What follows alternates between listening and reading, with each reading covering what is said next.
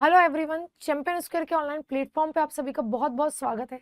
आज हम फिर मिले हैं हमारी इंपॉर्टेंट सीरीज जो हम लोग पढ़ रहे हैं पेपर थर्ड पार्ट बी की मेरे साथ, जो आप लोगों की चल रही है यूट्यूब पर। ठीक है, जिसके वीडियोस आपको मिलते रहते हैं। हम लोगों ने बात की थी कि हफ्ते में हम लोग इंपॉर्टेंट टॉपिक को कंप्लीट करेंगे हर यूनिट की। किसी एक यूनिट पे हम लोग रुके नहीं थे, क्योंकि क्या होता है ना, कुछ पढ़ लिया कुछ छोड़ दिया। तो हर यूनिट के इंपॉर्टेंट टॉपिक हम लोग कंप्लीट कर रहे थे कुछ अलग स्ट्रेटेजी के साथ। सबसे पहले यूनिट से बात करें तो अभी तक मैं पढ़ा चुकी हूँ आप लोगों को सेल और इथेनोबायोलॉजी, दो टॉपिक हो चुके हैं फर्स्ट यूनिट की। उसके बाद सेकंड यूनिट की बात करें कंप्यूटर वाले की, तो अभी कंप्यूटर भाषा हुआ है और अगला टॉपिक भी आपको बहुत ही जल्द मिलेगा। थर्ड यूनिट की बात करें पंचकर्म, षटकर्म और अष्टांग योग, तीन इंपॉर्टेंट टॉपिक हमने एक ही क्लास में कंप्लीट कर लिए हैं। फोर्थ यूनिट का तो आपको पता ही है कि इसके लिए तो मैं आपके लिए लेकर आ चुकी हूँ बेटा मैराथन। फोर्थ यूनिट में पूरी आपको जितने भी आपके हेल्थ प्रोग्राम हैं सभी आपको मैराथन के फॉर्म में मिलेंगे मेरे साथ। बस आप लोगों को जुड़ना है फ्राइडे को। कब जुड़ना है? फ्राइडे को 2:30 बजे। ठीक है, 2:30 बजे फ्राइडे को आपको मेरे साथ जुड़ना है। इसी फ्राइडे की बात चल रही है।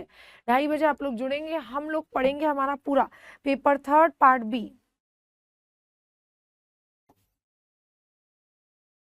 24 जुलाई। ठीक है, तो हमारा paper third part B unit number 4 की मैराथन जो कि लाइव होने वाली यूट्यूब पे, तो इसमें जुड़ना ना भूले और बेहतरीन तरीके से हम इसको क्या करेंगे, कंप्लीट करेंगे। और अगर मैं बात करूं यूनिट नंबर 5 की, तो यूनिट नंबर 5 का आज हमारा है पहला टॉपिक, जिसमें हम लोग पढ़ेंगे पर्यावरणीय नैतिकता, इन्वायरमेंटल एथिक्स। मैडम इतने सारे टॉपिक छोड़ के आपने ये वाला टॉपिक क्यों पिक किया? क्योंकि पहली बात तो इसके नोट्स, इसकी समझ से डेवलप नहीं हो पाती। क्लाइमेट चेंज, बायोडाइवर्सिटी, इकोलॉजी, ये तो मैंने खुद ने भी प्री में आपको पढ़ा है। ठीक है, बट जो मेन समझ हमारी डेवलप नहीं हो पा रही ना, वो इसकी हो रही। इन्वायरमेंटल एजुकेशन, इथिक्स, वैल्यूज है ना, नैतिकता और मूल्य, इन टॉपिक की हमें समझ डेवलप नहीं हो पा रही, अच्छे नोट्स नहीं मिल पा रहे तो। और ये टॉपिक इंपॉर्टेंट भी है, अभी तक एग्जाम में कम से कम इससे 2 बार क्वेश्चन आ चुके हैं। ठीक है, 2 सालों में आप इससे क्वेश्चन देख लें। तो इन्वायरमेंटल एथिक्स इंपॉर्टेंट टॉपिक है हमारा, उसको ही हम लोग देखेंगे कि क्या होते हैं इन्वायरमेंटल नैतिकता। चलिए स्टार्ट करते हैं पढ़ना। सबसे पहला हमारा टॉपिक एनवायरनमेंट में जो हम लोग कौन सा टॉपिक उठाए बेटा, तो ये आपका सिलेबस के अंदर आप लोग देखेंगे, आपको मिलेगा पर्यावरण से संबंधित नैतिकता व मूल, एनवायरमेंटल एथिक्स। और ethics and values related to environment, क्या होते हैं अलग अलग एथिक्स, क्या होती है नैतिकता और क्या होते हैं मूल्य, किससे संबंधित? पर्यावरण, एनवायरनमेंट से संबंधित वो। तो पहले हम लोग एनवायरमेंटल एथिक्स देखेंगे, नैतिकता देखेंगे, उसके बाद मूल्य देखेंगे। चलिए स्टार्ट करते हैं। ठीक है, इन्वायरमेंटल एथिक्स की अगर मैं बात करूं तो आप ये मान के चलिए कि एथिक्स आपको पता होगा एक विषय भी है, तो एथिक्स की एक ब्रांच मान लीजिए।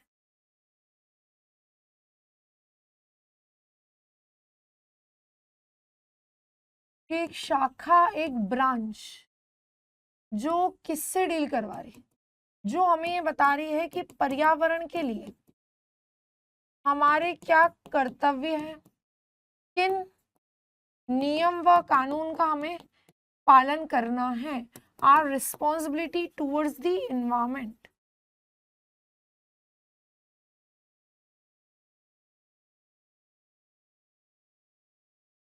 एथिक्स में हमें यही सिखाया जाता है ना कि किस तरीके से दूसरों के साथ व्यवहार करना है, तो पर्यावरण के साथ क्या व्यवहार करना है, किन नियम कानून का पालन करना है।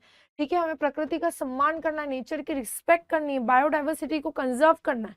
ये सारी चीजें हमें कहाँ से पता चलती है? इन्वायरमेंटल इथिक्स से। तो हम लोग शुरू करते हैं कि इन्वायरमेंटल इथिक्स मतलब क्या।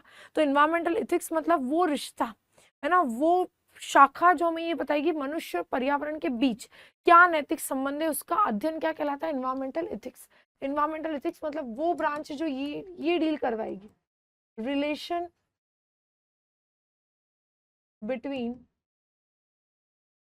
ह्यूमन एंड एनवायरमेंट, जो प्रकृति या हम कह सकते हैं पर्यावरण व मनुष्य के मध्य जहां से संबंध का अध्ययन किया जाता है कि किस तरीके से हमारा रिश्ता होना चाहिए, है ना। एथिक्स में यही तो सिखाया जाता है कि किस तरीके से हमें उनके साथ व्यवहार करना है, उनके साथ डील करनी है, तो हमें एनवायरमेंट के साथ कैसा रिश्ता रखना है, किस तरीके की भावना रखनी है, किस तरीके से डील करनी है, ये सारी बातें हमें कहाँ सिखाई जाती है? तो एनवायरमेंटल एथिक्स में सिखाई जाती है। ठीक, तो पर्यावरणीय नैतिकता में हमें क्या-क्या बातों का ध्यान रखना है, किस तरीके से हमारा रिश्ता होना चाहिए हमारे एनवायरनमेंट के साथ, ये सब हमें कहाँ सिखाया जाएगा। तो इस पूरे अध्ययन को क्या कहते हैं? इस पूरे अध्ययन को कहते हैं एनवायरमेंटल एथिक्स, पर्यावरणीय नैतिकता। मतलब पर्यावरण और एक मनुष्य के बीच क्या संबंध होना चाहिए, किन नियम कानून का हमें पालन करना चाहिए, किस तरह का व्यवहार रखना चाहिए, पर्यावरण के प्रति क्या भावना रखनी चाहिए, ये सारी चीजें हमारे एनवायरमेंटल एथिक्स, पर्यावरणीय नैतिकता में दर्शाया जाता है। पर्यावरणीय नैतिकता में हम लोग अगर मेन दृष्टिकोण माने तो 4 तरह के दृष्टिकोण अपनाए जाते हैं। ठीक है, main approach of environmental ethics जो कि 4 तरह की होती है। ठीक, उसमें कौन-कौन सी आएगी? एंथ्रोपोसेंट्रिक, बायोसेंट्रिक, इकोसेंट्रिक और डीप इकोलॉजी। हम बोले कि यार क्या-क्या कॉन्सेप्ट है एनवायरमेंटल एथिक्स के अलग-अलग। तो एनवायरमेंटल एथिक्स के कॉन्सेप्ट अलग-अलग हो सकते हैं। बात ये है कि आप किसको केंद्र में रख रहे हैं, उसके हिसाब से कानून क्या हो जाएंगे? चेंज। उसके हिसाब से व्यवहार क्या हो जाएगा? चेंज। जैसे कि मैं बात कर रही हूँ कि हमारे और हमारे आसपास के नेचर के बीच के संबंध को यहाँ पे बतलाया जाएगा कि हमारा किस तरह का व्यवहार होगा और नेचर हमें क्या-क्या देगा। पर व्यवहार तो बदल भी सकता है ना कि हम किसको केंद्र में रख रहे हैं। हमारा किसी दूसरे के साथ क्या रिश्ता होगा, ये उस पे डिपेंड करेगा कि हम किसको सेंटर में रख रहे हैं। सामने वाले को प्रायोरिटी दे रहे हैं कि अपने आप को प्रायोरिटी दे रहे हैं। वैसे यहाँ पर भी है कि हम नेचर को प्रायोरिटी दे रहे हैं कि अपने आप को। तो अलग-अलग अप्रोच होती है, कोई एक अप्रोच नहीं हो सकती। तो कुल मिला के 4 अप्रोच आपको याद रखनी है और एग्जाम में ये चारों पूछी जाती है। सबसे पहले एंथ्रोपोसेंट्रिक, मानव केंद्रित दृष्टिकोण। ठीक है, मानव केंद्रित दृष्टिकोण पर्यावरणीय नैतिकता का क्या दर्शाता है? तो दर्शाता है मनुष्य सबसे महत्वपूर्ण है। एंथ्रोपोसेंट्रिक मतलब मनुष्य को केंद्र में रखना है, मनुष्य सबसे इंपॉर्टेंट है। प्रकृति का मूल्य केवल ये माना जाता है कि केवल मानव की आवश्यकताओं के पूरा करने के लिए nature has value only in serving human needs. मतलब नेचर का मूल्य तब तक ही जब तक वो ह्यूमन नीड्स के काम आ रहा है। तो एक तो ये अप्रोच होती है, एक तो ये व्यवहार होता है। तो हम रिलेशनशिप को समझने की कोशिश कर रहे हैं, पर हम अलग अलग अप्रोच देखनी पड़ेगी उसको समझने के लिए। तो इन्वायरमेंटल एथिक्स की अगर मैं बात करूं कि पर्यावरण और हमारे बीच किस प्रकार का संबंध रहा है, उसकी पूरी स्टडी करना, किस तरीके से हम व्यवहार करते हैं, कि नियम कानून कर्तव्यों का, ड्यूटीज पॉलिसीज का हमें फॉलो करना है, ये हमें इन्वायरमेंटल एथिक्स बताता है।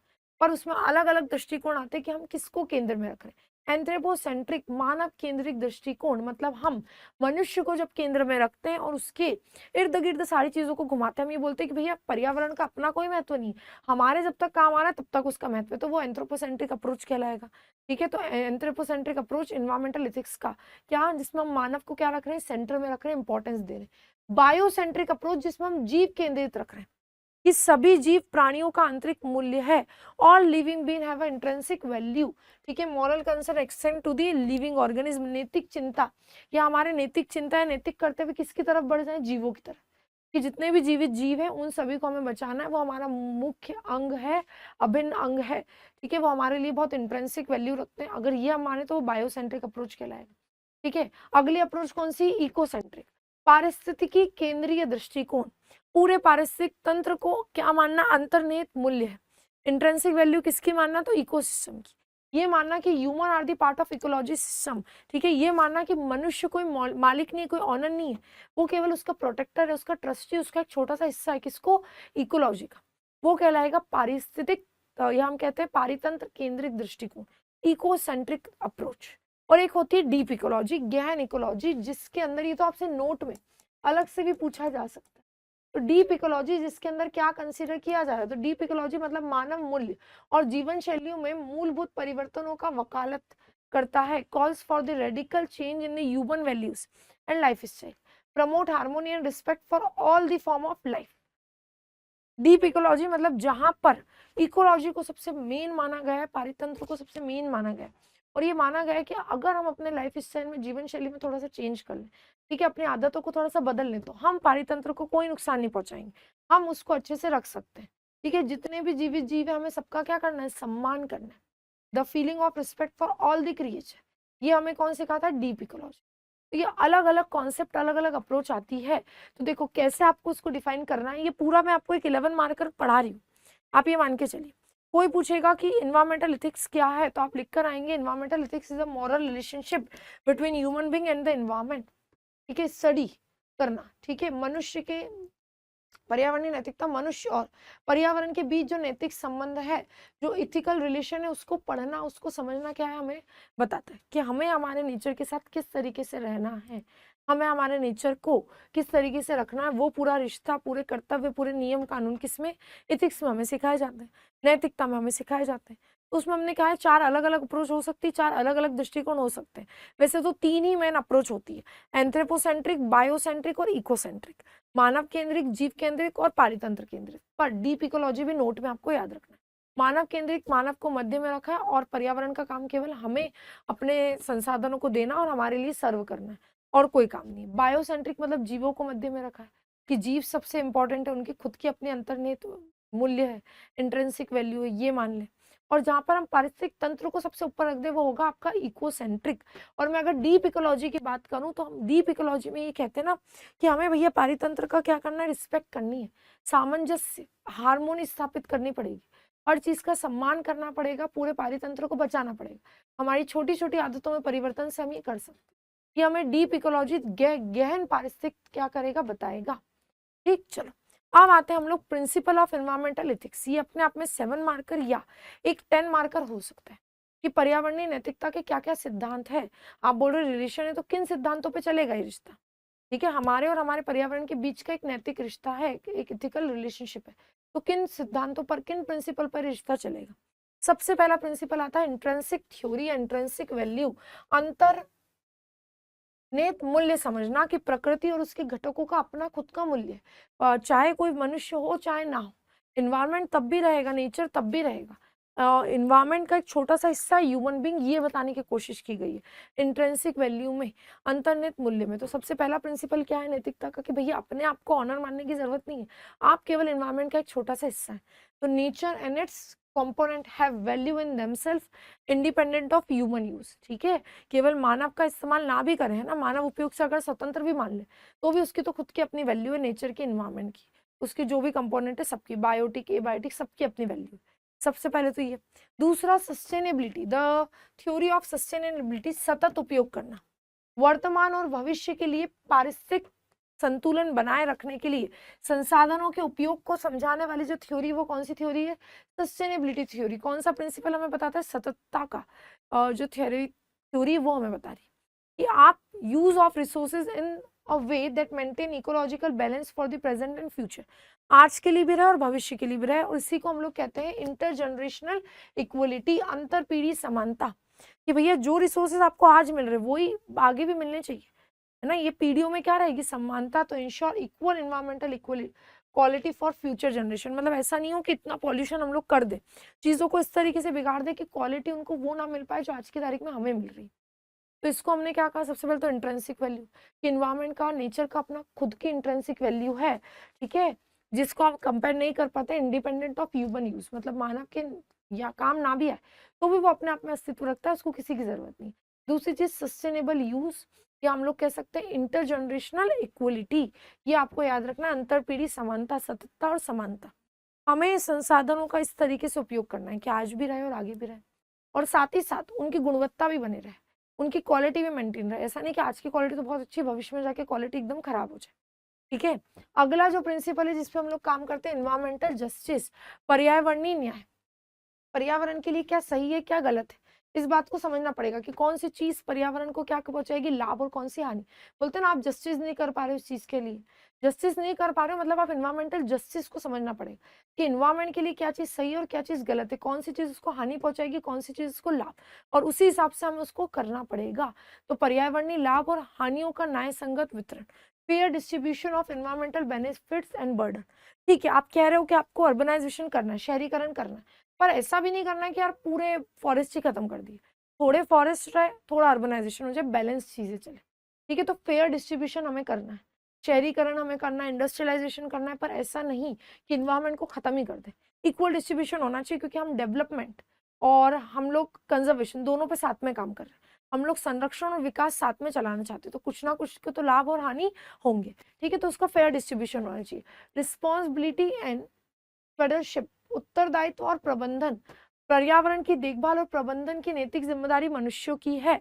हम उसके प्रोटेक्टर, हम मानते हैं, हम ट्रस्टी है जो इन्वायरमेंट को क्या कर रहे हैं, प्रोटेक्ट कर रहे हैं। तो हमें ये याद रखना चाहिए कि human have a moral responsibility to care for and manage the environment.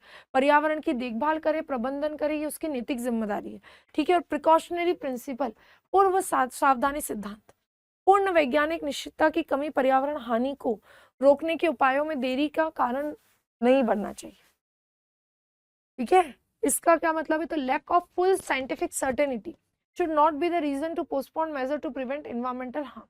अगर आप पहले से ही क्या करो, प्रिकॉशंस रखो। जैसे आज क्लाइमेट चेंज हो रहा है तो आज हम लोग प्रिकॉशंस रखने लगे। आज हम लोगों ने CO2 का, CFC का, इनका इमिशन क्या कर दिया, कम कर दिया। AC वगैरह में यूज होते थे, कम कर दिया है। CO2 जहाँ से निकल रहे थे उन जगहों को क्या कर दिया, कम कर दिया।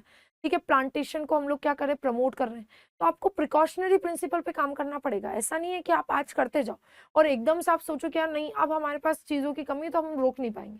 हमें पूर्व निर्धारित चीजों पर काम करना पड़ेगा, पहले से सावधानी रखनी पड़ेगी, तभी आगे जाके चीजें क्या रहेगी, ठीक रहेगी। तो अगर आपसे कोई पूछे कि इन्वायरमेंटल इथिक्स क्या, तो there is a ethical relationship between humans and the environment, which is called environmental ethics, which have human have to follow some rules। ठीक है। जो मानव और मनुष्य और पर्यावरण के बीच जो नैतिक संबंध है वो इन्वायरमेंटल इथिक्स कहलाता है, कि हमारा इन्वायरमेंट के लिए क्या कर्तव्य है, हमें इन्वायरमेंट को किस तरीके से रखना चाहिए, हमें उसकी रक्षा करनी चाहिए, ये सारी बातें। ठीक है। तो ये क्या कहलाता है, ये इन्वायरमेंटल एथिक्स कहलाता है।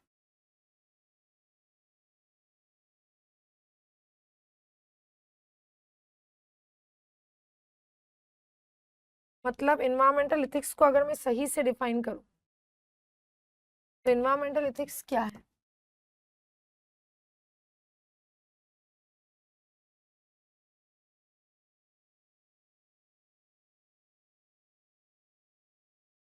इन्वायरमेंटल एथिक्स हमारा क्या है, तो पर्यावरण नैतिकता वह नैतिक दर्शन है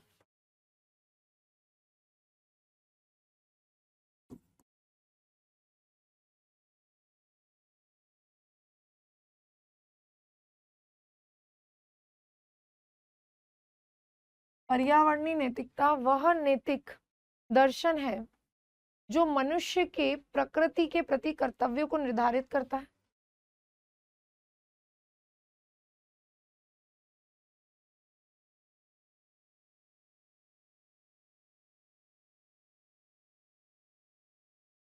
कर्तव्यों को निर्धारित करता है कि हमारी क्या क्या रिस्पॉन्सिबिलिटी, वो हमें समझाने वाला कौन है, environmental ethics.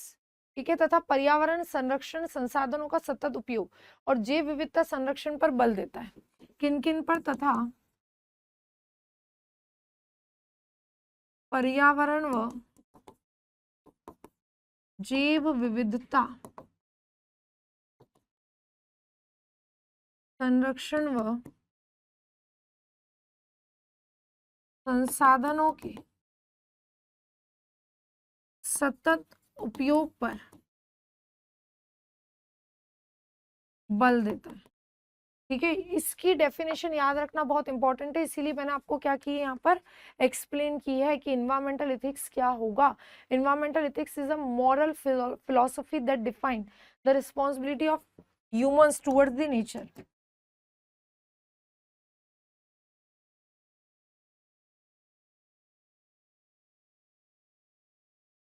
Philosophy that defines moral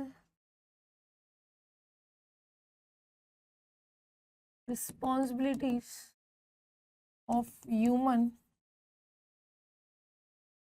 towards the nature, that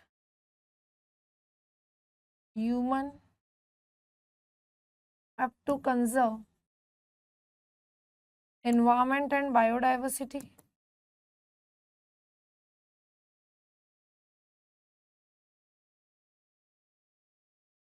and promote sustainable use, promote sustainable use of resources। ठीक है। तो अगर मैं बात करूं, ठीक है, अगर मैं ओवरऑल डेफिनेशन की बात करूं कि हमें इन्वायरमेंटल एथिक्स को कैसे डिफाइन करना है, तो आप इन्वायरमेंटल एथिक्स को डिफाइन करेंगे कि पर्यावरणीय नैतिकता वह नैतिक दर्शन है जो मनुष्य को, ठीक है, मनुष्य के प्रकृति के प्रति उसके कर्तव्यों को बताता है। इन्वायरमेंटल एथिक्स जो हमें ये समझाएगा कि हमारी क्या रिस्पॉन्सिबिलिटी, कि हमें इन्वायरमेंट का, प्रकृति का, पर्यावरण का संरक्षण करना है, जैव विविधता का संरक्षण करना है और संसाधनों का सही उपयोग करना है। जो हमें ये बात समझाएगा कि हम प्रकृति के मालिक नहीं, उसके ट्रस्टी, उसके प्रोटेक्टर है, उसका एक छोटा सा हिस्सा है। ठीक है, अपने आप को ऑनर नहीं समझना है। तो the moral philosophy that defined a moral responsibility of human towards the nature, towards the environment, that tells the human that you have to conserve the environment, you have to conserve the biodiversity and promote the sustainable use। ठीक है, किसको promote करना है? तो promote the sustainable use of resources. ये हमें बताने वाला होता है इन्वायरमेंटल एथिक्स। तो देखो, इन्वायरमेंटल एथिक्स के एग्जैक्ट डेफिनेशन आपको इस तरीके से लिखकर आनी। फिर आप क्या लिखकर आएंगे? तो इन्वायरमेंटल एथिक्स के डिफरेंट अप्रोचेस, अप्रोच पूछे तो 3 तरह की, एंथ्रोपोसेंट्रिक, बायोसेंट्रिक और आपकी इकोसेंट्रिक, मानव केंद्रित, जीव केंद्रित और पारिस्थितिक तंत्र केंद्रित। ठीक है, और डीप इकोलॉजी अलग से याद रखना है, इसको नोट में कोई भी इसको इन बिटवीन लिखकर नहीं आएगा। ये होल सोल पूरा चैप्टर पढ़ा दिया आपको। ठीक है, पढ़ा रही हूँ मतलब। प्रिंसिपल के बारे में पूछे तो कितने प्रिंसिपल हम लोगों ने याद किए? 6। इंट्रिंसिक वैल्यू, खुद का उसका अंतर्निहित मूल्य।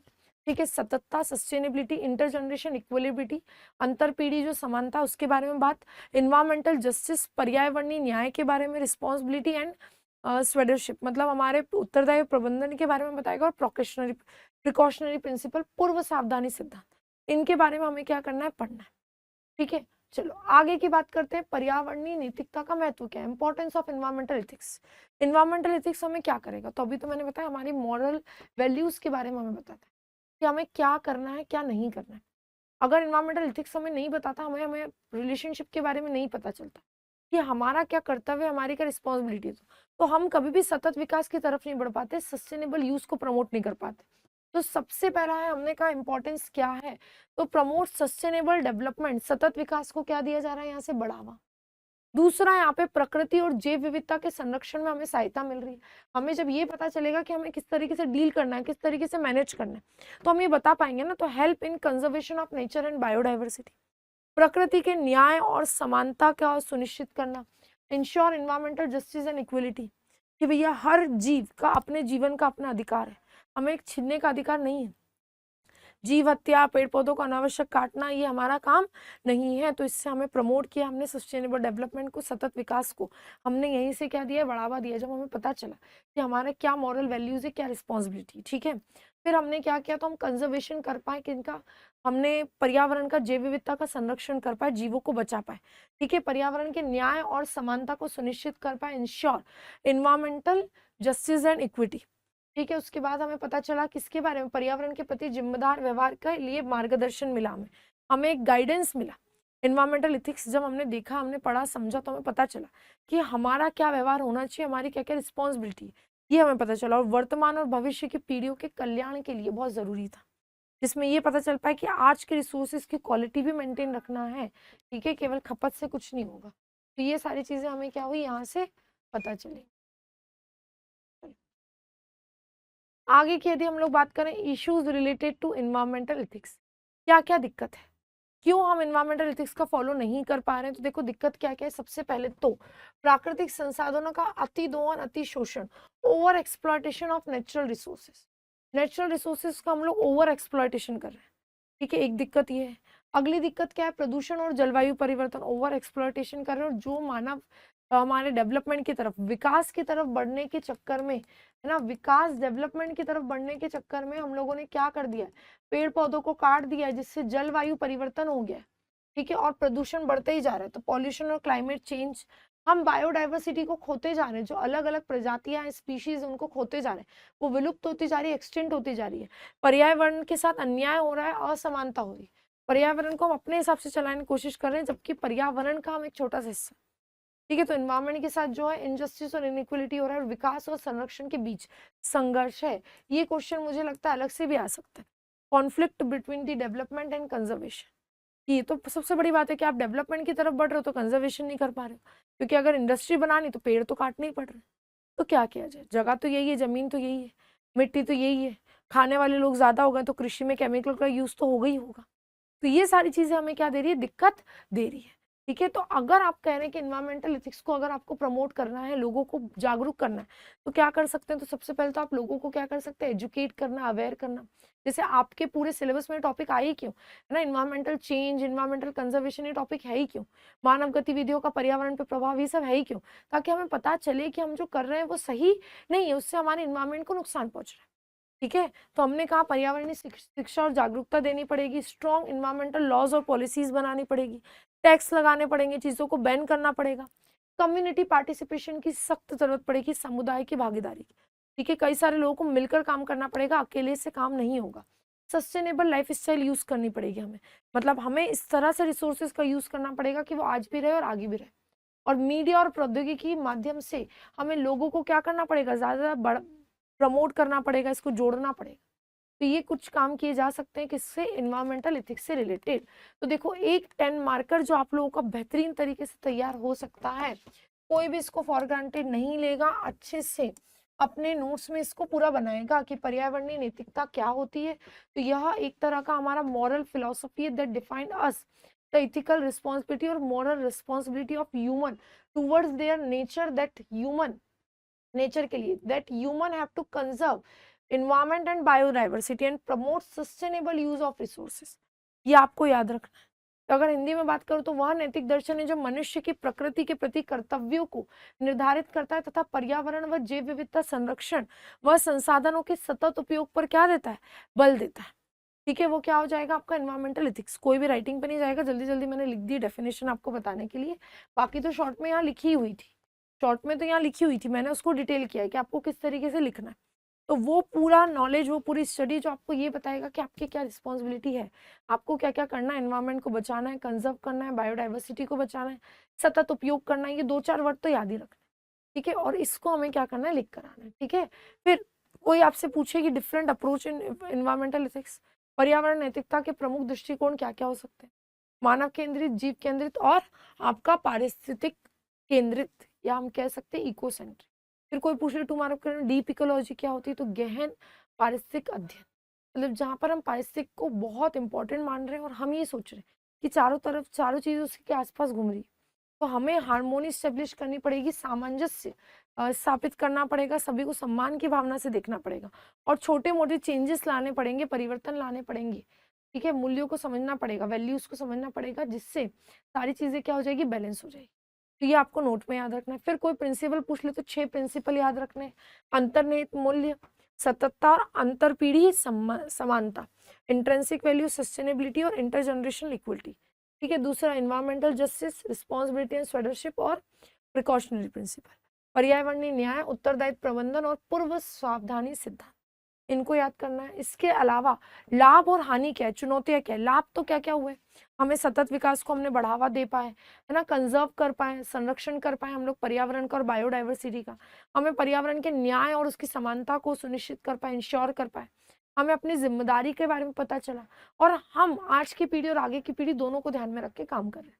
ठीक है, पर इसमें दिक्कत क्या आ रही है, इश्यूज क्या आ रहे हैं, इश्यू ये आ रहे हैं कि हम फंस रहे हैं कि हम डेवलपमेंट करें कि कंजर्वेशन, ये वाला conflict between development and conservation, हम विकास और संरक्षण के बीच फंस चुके हैं, ओवर एक्सप्लॉयटेशन कर रहे हैं चीजों का, प्राकृतिक संसाधनों की अति खपत कर रहे हैं, जितने पानी की आवश्यकता नहीं उससे ज्यादा यूज कर रहे हैं, जिससे प्रदूषण, जलवायु परिवर्तन, पॉल्यूशन और क्लाइमेट चेंज हो रहा है, जैव विविधता का नाश होता है। ठीक है, और पर्यावरण के साथ समानता है, न्याय नहीं हो पा रहा है, अन्याय हो रहा है, इनजस्टिस हो रहा है। ये कुछ यहाँ पर क्या है, मेन मुद्दे हैं।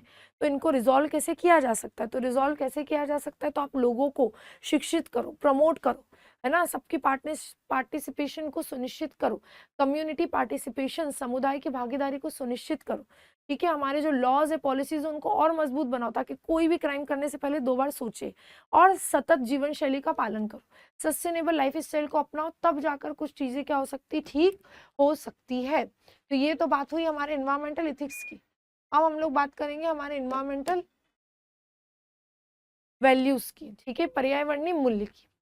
पर्यावरण मूल्य मतलब वैल्यू क्या होती है, वैल्यू मतलब वो विश्वास, ठीक है, वो सिद्धांत जो किसी व्यक्ति और समाज को उसके पर्यावरण के प्रति उसकी धारणा, सराहना या व्यवहार को प्रभावित करते हैं। वैल्यूज और इथिक्स लगभग मैच करते, पर वैल्यूज किसके अंदर रहती है? इथिक्स के अंदर, है ना। अगर आपको इथिक्स पता है तो आपको वैल्यूज पता होगी चीजों की। तो पर्यावरणीय मूल्य मतलब हम कह रहे हैं believes and the principle that influence how individual and societies perceive, appreciate and behave towards the environment. किस तरीके से हमें उसको सराहना है, पूजनीय मानना है, सेक्रीड मानना है, पवित्र मानना है, सराहना है, ठीक है, उसको खराब नहीं करना है। ये होता है एनवायरमेंटल वैल्यूज, ठीक है।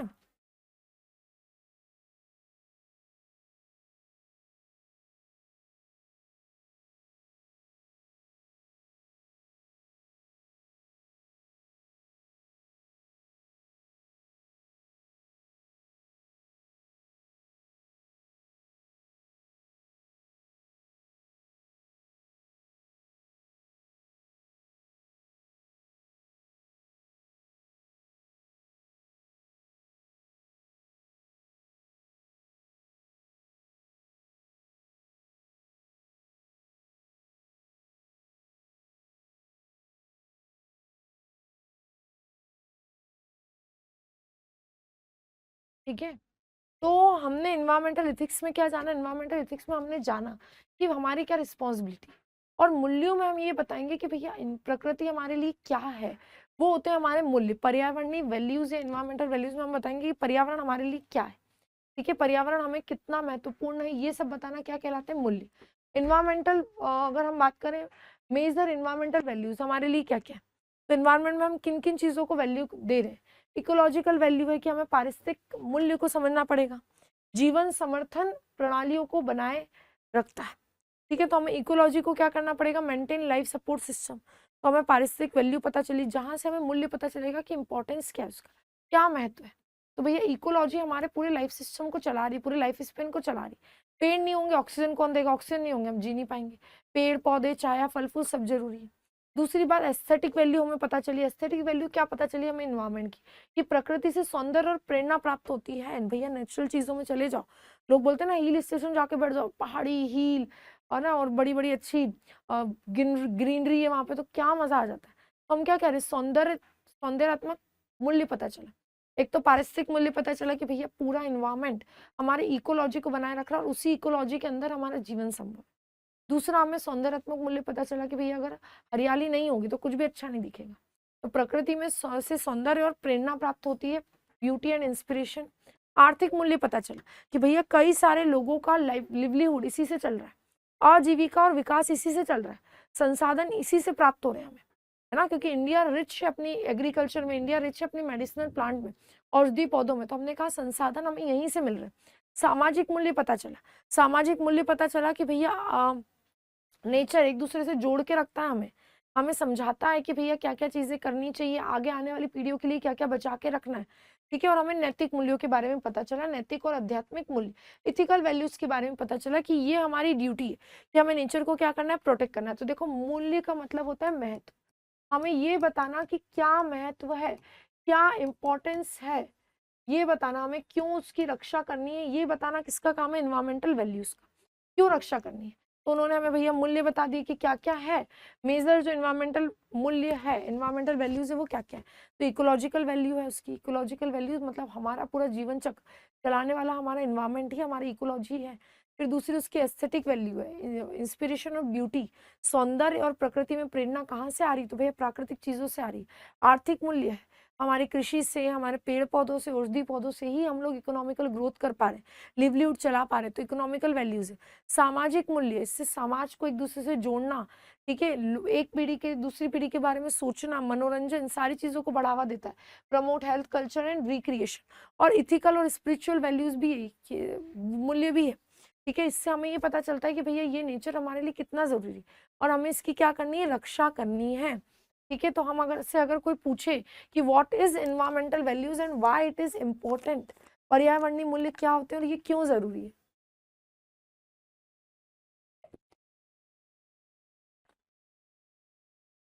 तो आपको याद रखना है कि पर्यावरणीय मूल्य क्यों जरूरी है हमारे लिए। ये अगर हमें ये महत्व पता चल जाएगा किसी चीज का, तो उसका हमारे लिए पॉजिटिव एटीट्यूड हो जाएगा, मतलब इससे हमारा पर्यावरण के प्रति सकारात्मक दृष्टिकोण का निर्माण होता है। Shape positive attitude towards the environment, संसाधन और संरक्षण, के सतत उपयोग को हम लोग प्रेरित कर पाते हैं। मतलब हमें जब इंपॉर्टेंस पता है, वैल्यू पता है किसी चीज की, तो हम उसका सही से यूज करेंगे। हमें पता है कि यार अभी पानी टैंकर से आ रहा है ना, बारिश नहीं हो रही, तो फिर उसका हम लोग क्या करेंगे, सही यूज करेंगे। तो encourage conservation and sustainable use of resources. ठीक है, जीवन की गुणवत्ता और कल्याण में यहाँ से क्या है, सुधार। Improve quality of life and wellbeing, जिम्मेदार नागरिकता और वैश्विक सामंजस्य की ओर ले गया हमें। ये lead to a responsible citizenship and global harmony. इससे हमें पता चला, देखो इन्वायरमेंटल जब किसी को वैल्यू बता देंगे, उसका मूल्य क्या है, महत्व क्या है बता देंगे, तो उससे क्या क्या फायदे होंगे। एक तो पर्यावरण के प्रति क्या होगा, सकारात्मक दृष्टिकोण हमारा अपना आएगा, मतलब पॉजिटिव थॉट आएंगे। हम कंजर्वेशन को, सस्टेनेबल यूज को प्रमोट कर पाएंगे, संरक्षण और संसाधन के सतत उपयोग कर पाएंगे, जीवन की गुणवत्ता और हमारी कल्याण में सुधार होगा। ठीक है, improve quality of life and wellbeing, इससे हमारी क्वालिटी ऑफ लाइफ भी क्या होगी, अच्छी होगी। इससे हम रिस्पॉन्सिबल कर बन पाएंगे, ग्लोबल हार्मनी, वैश्विक सामंजस्य क्या होगा, स्थापित होगा। तो हमें पर्यावरणीय मूल्य को बढ़ाने के लिए क्या क्या करना चाहिए, तो हमें वैल्यू बेस्ड इन्वायरमेंटल एजुकेशन देनी चाहिए, मूल्य आधारित पर्यावरणीय शिक्षा। आपको पता होना चाहिए इन्वायरमेंटल एजुकेशन को हमारे एजुकेशन सिस्टम में जोड़ दिया गया ताकि हमें पता हो कि हमारा इन्वायरमेंट क्यों महत्वपूर्ण है। प्रकृति के संपर्क और अनुभव, नेचुरल एक्सपोजर एक्सपीरियंस करवानी चाहिए। आजकल देखा होगा ना आप लोगों ने, और सोशल मीडिया पर हर जगह प्रमोट किया जा रहा है, पहाड़ों पर चले जाओ, नदियों में चले जाओ, छोटे छोटे बच्चों को भी प्रकृति से जोड़ा जा रहा है, उनको एक्सपोज किया जा रहा है, उससे एक्सपोजर करवाया जा रहा है। धूप धूप क्यों जरूरी है, पेड़ पौधे क्यों जरूरी, सब समझाया जा रहा है। ठीक है, कम्युनिटी पार्टिसिपेशन, सभी का इन्वॉल्वमेंट जरूरी होगा। ठीक है, कल्चरल एक्टिविटीज और ट्रेडिशन, हमें हमारी सांस्कृतिक गतिविधियों से भी लोगों को समझाना पड़ेगा इन्वायरमेंट की क्या वैल्यू है, क्यों पेड़ पौधे हमारे लिए इंपॉर्टेंट है, क्यों धूप इंपॉर्टेंट है, क्यों हवा बारिश सब इंपॉर्टेंट है। ठीक है, आदर्श प्रस्तुति और नेतृत्व, रोल मॉडलिंग एंड लीडरशिप। ठीक है, हमें बहुत सारे लोगों को, लीडर्स को खड़ा करना पड़ेगा जो लोगों को ये इन्वायरमेंटल वैल्यूज के बारे में समझाए। और मीडिया, कला और साहित्य, मीडिया, आर्ट और लिटरेचर, आपने देखा होगा जगह जगह पर पेंटिंग बनी होती है जिससे हमें इन्वायरमेंटल वैल्यूज को समझाने की कोशिश कर रहे हैं। ठीक है, तो वो क्या कर रहे हैं, मीडिया, कला और साहित्य, मीडिया, आर्ट और लिटरेचर के थ्रू हमें इन्वायरमेंटल वैल्यूज को समझाने की क्या की जा रही है, कोशिश की जा रही है। तो देखिए, इन्वायरमेंटल वैल्यूज एक बहुत अच्छा छोटा सा टॉपिक है। याद रखना है कि इथिक्स जो हमें अपनी रिस्पॉन्सिबिलिटी बताएगा, पर हमें इथिक्स फॉलो करना क्यों, वो हमें इंपॉर्टेंस से पता चलेगा, मूल्यों से। तो इन्वायरमेंटल वैल्यूज, पर्यावरणीय मूल्य जो हमें ये बताएंगे कि हमें रिस्पॉन्सिबल क्यों होना है, हमें कंजर्व क्यों करना है, सस्टेनेबल यूज क्यों करना है। तो values are the believes and the principle that influence how individual and societies perceive, appreciate and behave towards the environment. हमें मूल्यों को, इंपॉर्टेंस को समझाना। ठीक है, वे विश्वास और सिद्धांत जो किसी व्यक्ति, समाज के को पर्यावरण के प्रति उनकी धारणा, सराहना और व्यवहार को क्या करते, प्रभावित करते, जब उनको उनका महत्व, इंपॉर्टेंस पता हो जाता है। ठीक है, क्या क्या इंपॉर्टेंस हमारा है, तो भैया ecological value, aesthetic value, economic, social, ethical, सब वैल्यूज की। पारिस्थितिक मूल्य है, सौंदर्य को बढ़ाता है, आर्थिक मूल्य, सामाजिक, नैतिक, सारे मूल्यों को बताना है। क्यों जरूरी है भैया, ये मूल्यों से तो हमें पता चला कि हमें क्यों कंजर्वेशन करना है, क्यों सस्टेनेबल यूज करना है, हमारी एक पॉजिटिव अप्रोच, सकारात्मक दृष्टिकोण यहाँ से आया है, जीवन की गुणवत्ता है ना, उसमें improve on the living of या क्वालिटी ऑफ लाइफ क्या क्या कर सकते हैं। तो हमें एजुकेशन में जोड़ना पड़ेगा, अवेयर करना पड़ेगा, सामुदायिक भागीदारी को, कम्युनिटी पार्टिसिपेशन को सुनिश्चित करना पड़ेगा। ठीक है, कल्चरल और ट्रेडिशनल वैल्यूज से हमें समझाना पड़ेगा, मीडिया, आर्ट, साहित्य के माध्यम से लोगों को समझाना पड़ेगा। ठीक है, तो ये वो दो टॉपिक थे जिनके नोट्स मुझे लगता है स्टूडेंट को आसानी से नहीं मिल पाते। ठीक है, और इस तरह के आसान नोट्स से जब आप लोग इजी वे में पढ़ेंगे ना, तो इनको बढ़ा चढ़ा कर भी लिख सकते हैं। तो इस तरह की पीडीएफ आप लोग डाउनलोड कर लीजिए और एक इम्पॉर्टेंट टॉपिक हमारे यहाँ पे कंप्लीट होता है। ठीक है, तो उसको इसी तरीके से क्या कीजिएगा, कंप्लीट कीजिएगा। मिलते हैं हमारी अगली क्लास में। Thank you so much.